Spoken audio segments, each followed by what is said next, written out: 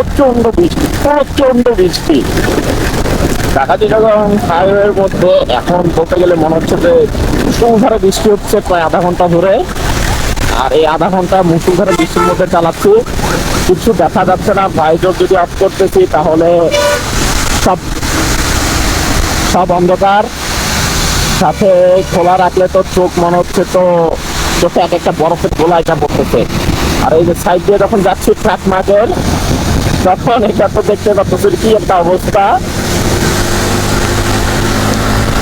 But আসলে অপেক্ষা করলে মনে হচ্ছে না যে বৃষ্টির যে গতি থামবে, তো এর জন্যই বাড়ি যাওয়ার যে একটা তৃষ্ণা আছে সেটা পূরণ করতেই হচ্ছে। এই দেখ সব চোখে এসে পড়তেছে, কিচ্ছু দেখা যাচ্ছে না। এটা আবার কান ঢুকে দেয়। ভাই আমাকে যেতে দে ভাই, যেতে দে ভাই।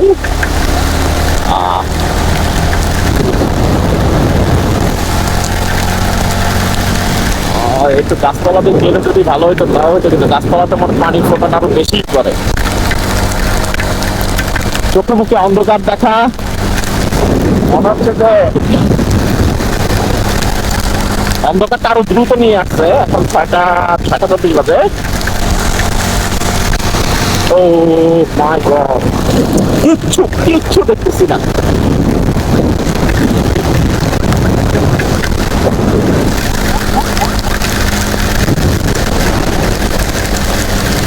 ও আমার সম্ভবত একটা ব্রেক নেওয়া উচিত, আমি মনে করছি। আমি এখন কিছুই পাচ্ছি না ব্রেক নেওয়া। ওয়াটার প্যান একটা জায়গা পাইলে, একটা পাম্প পেলে একটু রেস্ট নিলাম। তো আসলে রেস্ট নেওয়াটা বৃথাই মনে হয় হবে।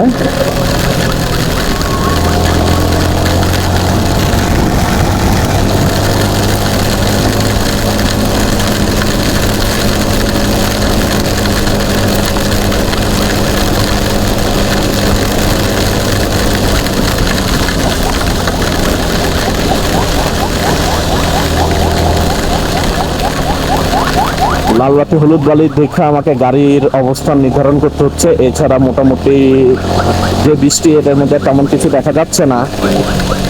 তো আসলে এইসব রোডে যদি আপনার অভিজ্ঞতা না থাকে চালানোর, আপনি যদি এক্সপার্ট না হন, এক্সপার্টও না, আপনি যদি সামান্যতম আপনার মনে ডাউট থাকে, ইউ ক্যান হ্যান্ডেল ইট। আমি বলবো যে রোডে বের হতে না। দেখা গেছে আমি প্রচুর বৃষ্টিতে রাইড করছি, তাও আমি বলবো যে আমি এখনো ওভার কনফিডেন্ট হই নাই, কনফিডেন্টটাও তো হই নাই। তো আমি মনে করবো যে বৃষ্টি হলে একটু রাইড করা ভালো, যদি একান্ত তারা না থাকে। এই যে ওদের ডানে কিছু দেখতেছি না, ডানে কি আছে না আছে, তো একটু স্লো করে যাবো। এদিকে মনে হচ্ছে একটু বৃষ্টিটা প্রভাবটা কম, তারপরেও কম না, বেশি আছে, আগে থেকে একটু কম। তো আমি দেখি 1-2 মিনিট রাইড করবো। যদি সামনে যায় বৃষ্টিটা কম থাকে তাহলে কন্টিনিউ করবো, আর না হলে একটা রেস্ট নেব।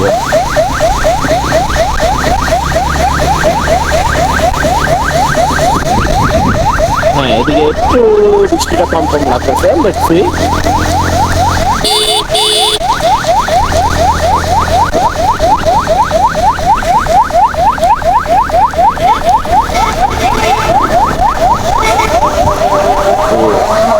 এই বৃষ্টিগুলো মোটামুটি রোডের জন্য আমি বলে খুবই রিস্ক, কারণ রোডে দেখা যায় একটু কাদা কাদা হয়ে যায়, রোডটা স্লিপারি হয়ে যায়।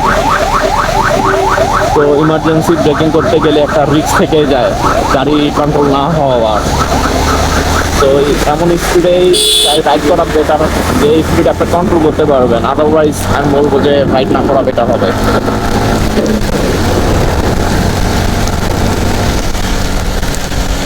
আপনাকে রাইডার এমন হতে হবে, অন্ধকারও আপনার হাত, আপনার ব্রেককে খুঁজে পাবে, আপনার ক্লাচকে খুঁজে পাবে। আপনি যদি ইমার্জেন্সিতে ব্রেক আর ক্লাচের সমন্বয় না করতে পারেন, গাড়ি আপনার চালানো উচিত নয়।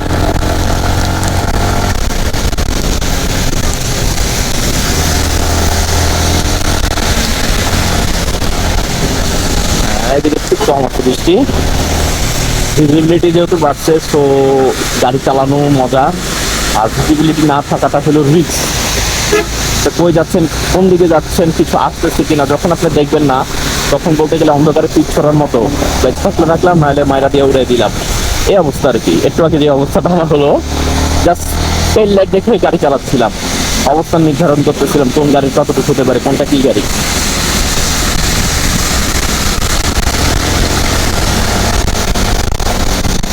এখনো লং ওয়ে টু হোম, তো কি অবস্থা হয় বলতে পারতেছি না।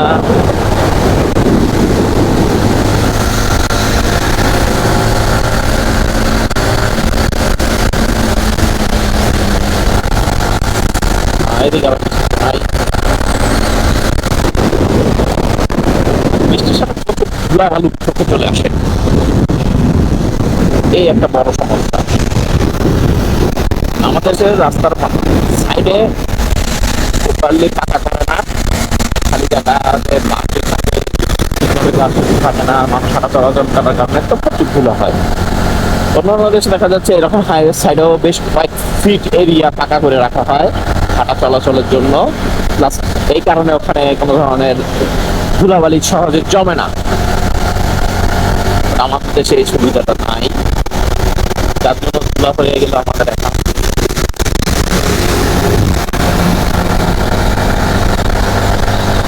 একটা হয়তো ব্রিজ ছিল, বাট ফ্লোর ছেড়ে চলে গেলাম, আপনারা কেউ ট্রাই করবেন না।